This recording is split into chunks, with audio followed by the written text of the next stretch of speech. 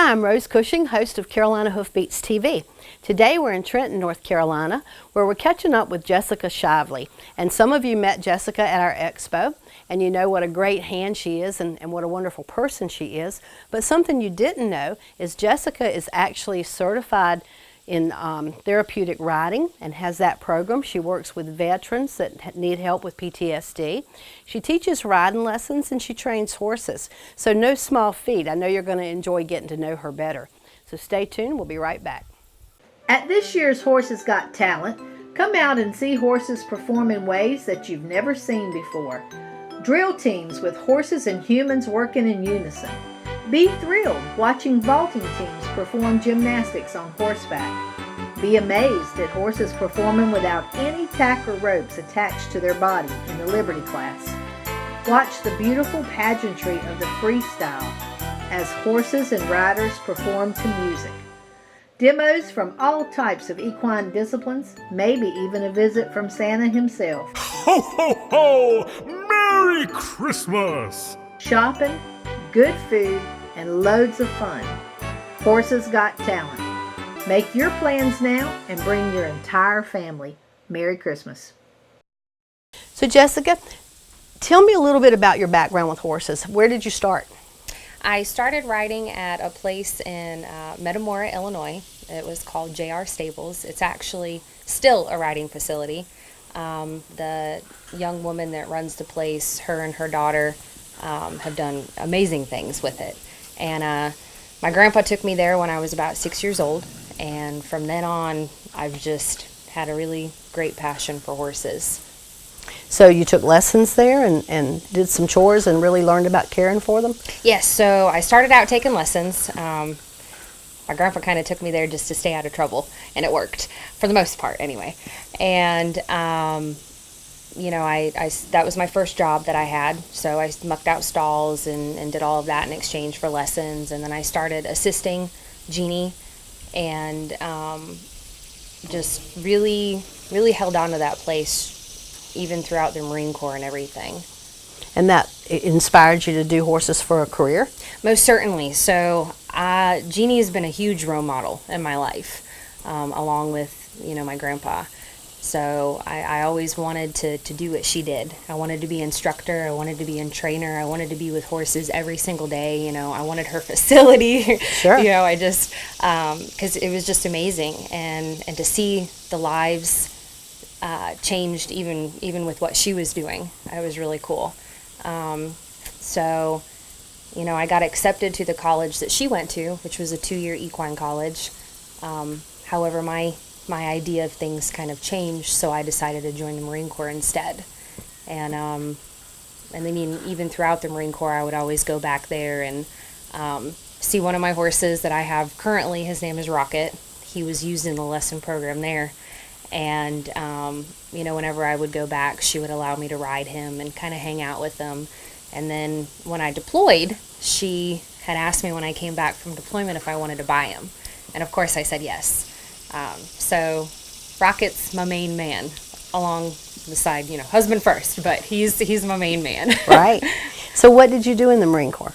So I was a motor transportation operator. I drove 7 tons, Humvees, buses, really anything and everything with wheels. And I do miss it. It was a really cool job. Were you stationed in Jacksonville? Yes, actually. Camp Lejeune the entire time that I was in. And then I also did deploy. And where did you go?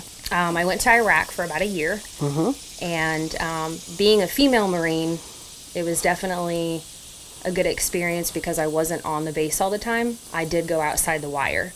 And again, I drove. So I drove usually the medevac vehicle or rear security. And then, of course, wherever else they needed me. Mm-hmm. So that's... And for non-military viewers, out of the wire means away from protection. Mm-hmm, yes. And so she was really out there with IEDs and snipers and all of the fun stuff that is associated with war. Yes, definitely all the fun stuff. Definitely saw action too. Sure.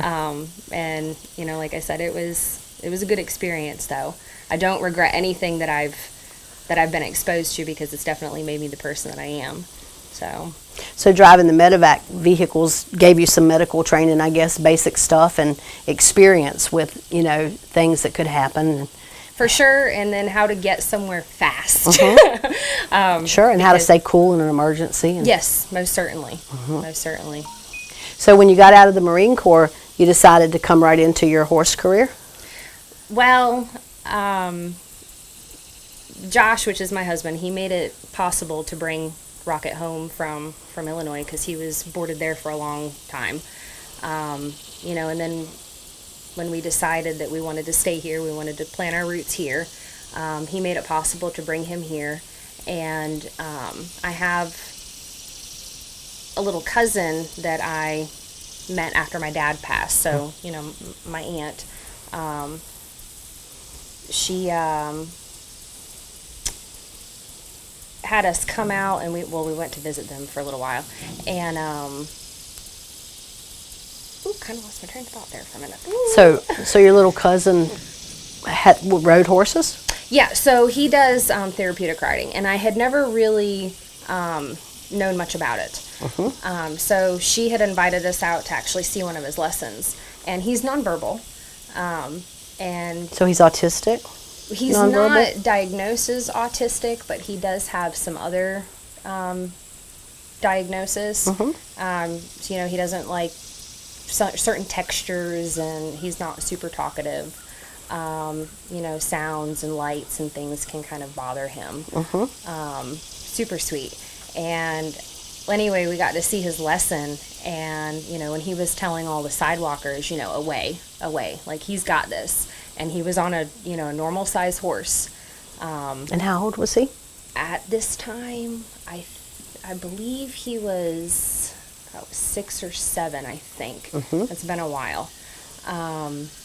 And to be able to see him do that as independent as he was doing it was just like, whoa, this is amazing. So then that's when I started talking to his riding instructor and seeing what exactly she did to get where she's at, and just learn more about it. Hey, my name's Brian Barefoot, 11-time International Finals rodeo qualifier. I rodeoed for a living all over the country, and I've fed about every type of feed there are. When I come home, I wanted to come talk to Paul Dunn at Mill City Feeds and come up with a better feed for my performance horses.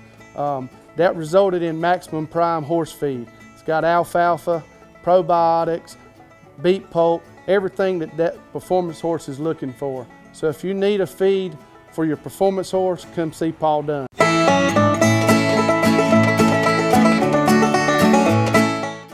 So you set off on your journey to become a certified therapeutic riding instructor. Yes. Now tell me about that journey. Oh my gosh. It was a very long process, but it was totally worth it. You know, it's through the organization called PATH. It's the Professional Association of Therapeutic Horsemanship. So it's an international organization. And the requirements, so you have to do 2 tests online first. One, you have to go over all of the PATH standards. And then the other test is over all of the disabilities that you could encounter. So anything from cerebral palsy to spina bifida to, you know, PTSD, Down syndrome, just everything and anything in between. And then you also have to learn like contraindications. So if you had a specific client that had a diagnosis, you know, would it be safe for them to even ride? Right. And then the final test after all of that, and then you do have to be first aid and CPR certified. And then you have to go to a workshop at a PATH certified center. So during the workshop, you'll do a lot of classroom stuff in regards to correct body position, you know, hypertona, hypertoxia, you know, making sure that they're doing what they need to be doing. And then you actually have to do a mock lesson, and then you have to ride in front of them. So it's not like just the teaching. You have to know what you're teaching, why you're doing it, what are the effects of it, and then you can get your certification. Well, therapeutic riding is a very interesting category, I think, because all of the diseases that you mentioned are very, very different. And they have very different treatments and very different symptoms. So it's kind of a catch-all for everything that's not a quote-unquote normal person. you know, from everything from mental illness to physical disabilities. So that's a big category to master. So I'm sure that took a while. How long did your program take you? It took me about a year and a half to actually receive my little paper saying I'm a certified therapeutic instructor. And it's definitely changed too, because now the autism spectrum is so broad. Like, they've even grouped Asperger's into autism now. So you definitely have to be on your P's and Q's with everything. And I make jokes. I'm like, man, I should have just became a nurse to do this. Right. Because you really do have to have a grasp on the medical side of everything. Because my biggest thing is you want safety definitely to be the root of everything. And, you know, you're using the horse as a tool to better that client, to learn how to build their fine motor skills or their gross motor skills, or to be able to cross their midline.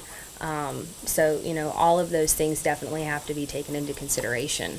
I'm sure. I mean, you'd have to know what is their max out possibility too. I mean, so you don't ask too much of them. For sure. And do you deal with kids that are combative and hard to handle as well? Certainly. I've been punched, kicked, bit.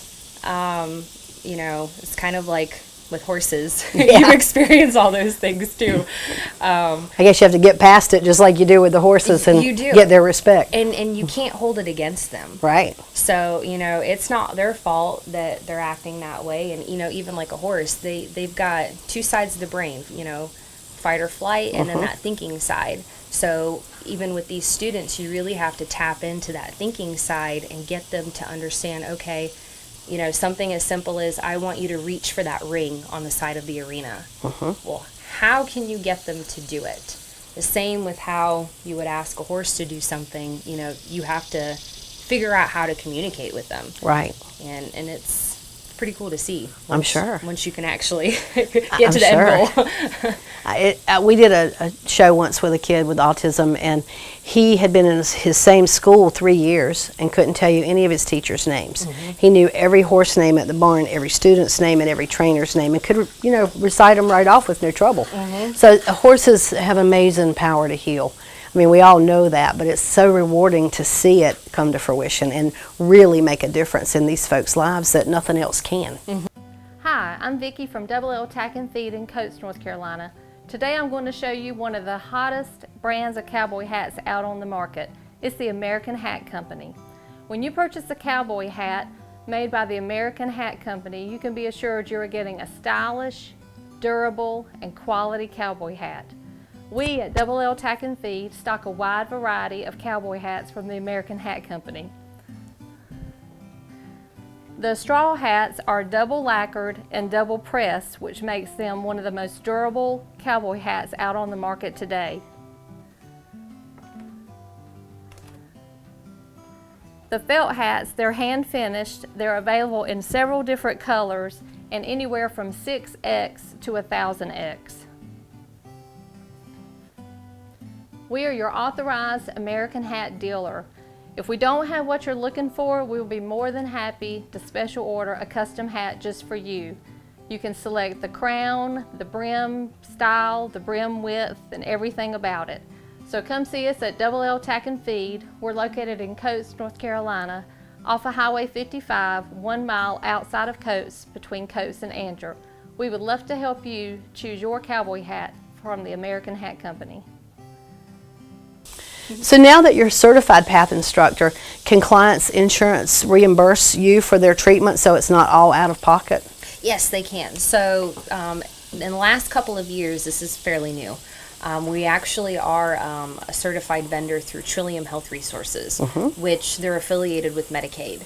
And it's super awesome because I know having a child or an adult that has a lot of health issues and things, I know it can get expensive because a lot of these clients, they already have, you know, speech therapists or occupational therapists, and you know, the writing therapy is a little bit newer of a type of therapy. So anyway, it's super helpful that they'll cover some of the costs of that, and they'll actually cover up to a year of lessons, which I've got roughly 2 or 3 clients so far that take advantage of that. Right. And sometimes the camps can even be covered as well, the summer camps. Nice. Yeah, so it's super helpful. Awesome. Now, how would people get in touch with you to become part of your program or talk to you about somebody that they'd like to get in your program? So we do have a Facebook page, and you can look up Trail of Faith Farms. And then we also have a website, which actually you can just Google Trail of Faith Farms up and it'll pop up. So those are the best ways both. And then I do have my number plastered on everything. Right. So you can call or text and get a hold of me. And Do they have to go through Trillium to get, in insurance nowadays, you have to get somebody's permission to have any kind of treatment. Is that what Trillium does? yeah, so Trillium, like you actually have to be approved for, I believe it's called a special innovative waiver. So you have to actually use that waiver first with Trillium to be able to get the therapeutic riding covered. Okay. And I know it's like a really long process, but definitely well worth it, because I've definitely referred a lot of clients to use that, and some of them started last year to get into it, and then of course by the following year they were approved for it. So it's Right. just sticking in with it and trying to find every resource available to help out. Absolutely. So, why did you name your farm Trail of Faith? Well, that's a very good question. Not a lot of people have actually asked us that. So Josh and I were debating for a very long time on what to call this place. And we were coming up with all kinds of silly stuff. A name is hard. Yeah, it really and it's is. so important, but it's so hard. Because, we wanted something that really spoke for what we believe and what we want to do and what we want to accomplish. So we both have a very strong Christian faith, and there's only one trail to God, and that's the Trail of Faith. So we were like brainstorming, and we're like, Trail of Faith Farms. And then we're like, well, let's just go crazy and just put an S on farms, because who knows? Maybe there could be more than one day. Absolutely. So- And what an appropriate name, because when you're young and you're starting a business, you kind of do operate on a trail of faith. Oh, most certainly. It's kind of a wing and a prayer that you're in business next week. And I mean, I know building my business certainly was that way for a long time. And I can't even imagine trying to build a business to do therapeutic riding and get all the approvals and the insurance. I'm sure it's a tedious process. Most certainly. So great name. Yes. Great name. And it's definitely made an impression, so. Okay. Let's talk a little bit about your training side of your business. I believe you have a horse here that you were going to show us a little bit and talk a little bit about. Yeah, so Serenity is a BLM Mustang, and she's behind us in the round pen here. She was sent to us a couple weeks ago just to get her a little bit more desensitized, get her used to being able to pick up all her feet. She's had her feet done, however, she was sedated. So we definitely wanted to work on that to where you didn't have to opt to that. Right. Put a little bit more confidence in her and try to pull out that fear. She was also exposed to some unpleasant circumstances with some people who were working with her. So she's extremely resistant and very bracy when it comes to halter work. And she's come along very nicely in the last few weeks. Gotten a lot much softer. You don't have to drag her to lead her now. And I can pick up all 4 of her feet now. Okay. Well, let's take a look and see what you can do. Okay, cool. Hey y'all, I am Ethelyn with Black Cat Ranch PEMF, and I offer magnetic therapy to horses, people, pets, and livestock. PEMF stands for Pulsed Electromagnetic Field Therapy. It sends a gentle pulsing throughout the body, allowing the body to naturally heal itself, and it restores health at a cellular level. This is great for illness, injury, preventative maintenance. And give me a call and we can set up an appointment today. Serenity, like I mentioned before, she came here being really resistant on the halter, which she still needs a lot of work with this. But before, when she came here, I would have to really ask her to come with me. And I ask her very lightly just to follow me because I don't want to drag her. Because I like my horses to respond to the least amount of pressure, and that goes right into riding as well, because I use phases. So instead of like hauling off and just smacking my horse with my spurs, you know, I want her to be able to respond to my seat. So seat is softness, and it all starts on the ground, and how sweet she's following me, seeing me as leader instead of a scary bear smelling like meat. And she tends to keep me on her left side. A lot of the time she's a little bit more comfortable on the left versus the right. So that's another thing that we're going to continue to work on is the right side as well. So one of the main objectives that the client had with this horse was to be able to get her used to picking up all 4 of her feet. So when I started working with her, I'd get her used to this rope, make sure she was cool with it. And before I started using the rope, I used a carrot stick a lot just to keep myself safe.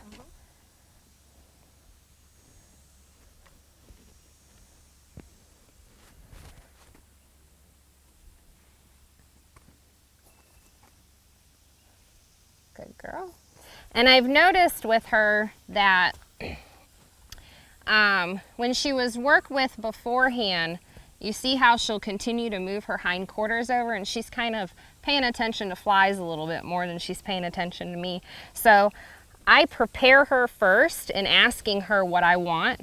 So I'm asking her, and we've done this before, so I'm asking her, I'm back here, you know I'm here, and I want you to pick up this hoof for me very nicely and sweet and softly, and you're not going to put it down until I ask you to put it down. That was good.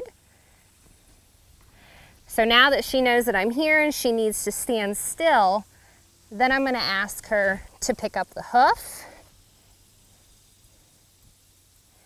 put it down when I want her to, and that's okay. She moved a little bit. At least she was standing nice and still for me when I picked it up. Okay, well, let's see if she'll let me pick it up and not move this time.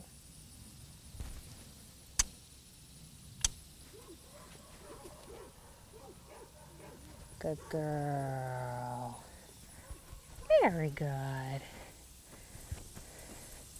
And then with horses, we always have to do everything on both sides because they have 2 sides of the brain. So whatever we do on the left side, we have to do on the right side because we need to train both sides. So she was cool with the feet on that side, then we'll move to this side.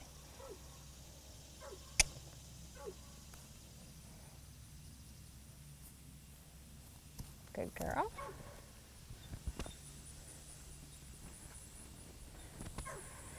And I'm going to ask her the same way. So I'm going to use my rope to let her know, hey, I'm here. We're about to do something. Not quite yet.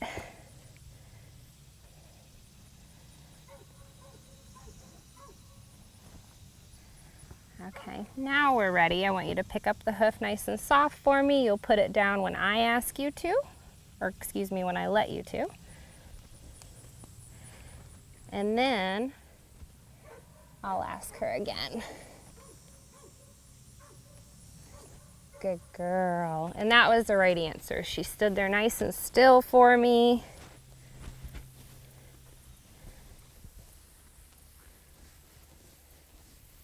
But you can see where at first, when she first started coming here, she had a lot more flight in her versus just standing here and hanging out.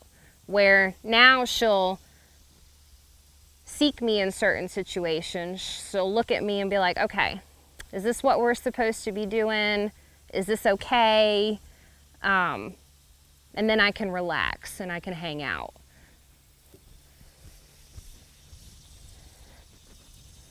And I like to give my horses lots of rubs. just because she did do a very nice job. She's hanging out with me, and then we got a nice lick and chew. So she's like, okay, cool. This is old news. Let's do something else. Hi, I'm Robert, and this is Ruger. Think about all the knots that trail riders and horse campers need to tie. Knots to tie horses to trees, knots to tie horses to trailers, knots to tie to, I don't know what else. Hi, this is Minnie. We're gonna look at a knot that I use on a regular basis to tie inside the trailer. You may have heard it referred to as a highwayman's hitch, a getaway knot, a bank robber's knot. The beauty of this knot is it dissolves very quickly. So let me show it to you. All you need to do is take your lead, make a loop. It's technically called a bite. Take that bite, run it over whatever you're hitching to. This knot works great on hitch rails.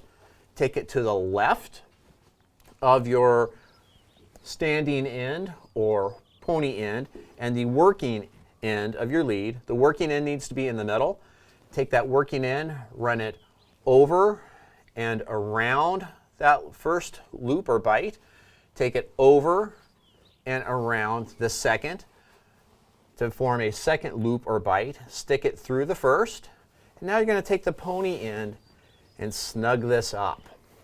This is the highwayman's or bank robber's knot. It works great and it dissolves in a snap whenever you're ready to leave the trailer. Let's try that one more time. We have our pony end of the lead, our free or working end of the lead that we formed into a bite or a loop. We'll put that loop over whatever we're going to tie to, and then we're going to take our free or working end of the lead, wrap it over and around the bite, and then over and around the pony end of the lead. We'll form that into its own bite that will stick through the first, and then we'll use the pony end to tighten it down. And you're done. Ruger and I both appreciate your watching, and we hope this helps with your trail riding and horse camping adventures. Hi, my name is Dr. Kim Crivet with North Star Veterinary Hospital, and this is Dr. Sarah Robertson, and we are your equine veterinarians here at North Star Veterinary Hospital. And what I'd like to talk to you today is about vaccinations and how important they are. We vaccinate for Eastern, Western, tetanus, and West Nile as one vaccine group. The second one would be equine herpes virus, EHV, and the third would be rabies. Now, we consider a horse that has not been vaccinated in the last 6 months to be naive, meaning that it does not have any memory of any vaccines.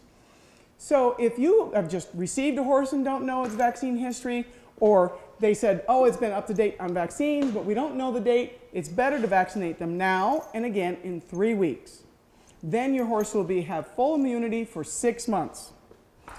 If you buy your vaccines from a big box store, you do not know how those vaccines arrived there, if they arrived in the proper temperature and if they've been handled properly. So this is why we recommend that you get your horses vaccinated by us here at North Star Veterinary Hospital by your equine veterinarians, Dr. Sarah Robertson, and myself, Dr. Kim Crivet. Thank you very much. So in your lesson program, do you have group lessons and private lessons, or how does that work? I do both. A lot of the times I feel like my clients prefer to do private lessons. However, I do offer group lessons. And, you know, with the private lessons, it gives you more one-on-one time, and I can really correct you. And do you come to them, or do they have to bring their horse here to you? I do a little bit of both, actually. I do have clients that trailer in their horses. I do travel to clients and work with their personal horses. And then, of course, I've got clients that come here that don't have equines and they'll use mine. What areas do you service? I know that you're kind of centrally located between Kinston, Newbern, and Jacksonville. Is that basically your service area? That and a little bit farther. I tend to kind of go about 2.5 hours from here, really anywhere. So I try to help out as many people as I can, and go where I'm called, I guess. Very good, very good. Okay, so if you're in the Newbern, Jacksonville, Kinston area, you want to take riding lessons, you have a horse that needs a tune-up or needs to be taught something specific, or maybe you know a person that could use some therapeutic riding for whatever reason, give Jessica a call. So I hope you've enjoyed today's show, and I decided to close it out with this scripture from Romans. Never repay evil with evil, and your heart will be a lot happier for it. Thanks for watching. The rural American lifestyle. It's how we work, and it's how we play. It's how we learn and how we enjoy the finer things in life. How we take care of our animals and tend to the land. It's a way of life. Has been for hundreds of years. Now there's a whole new way for rural America to watch TV.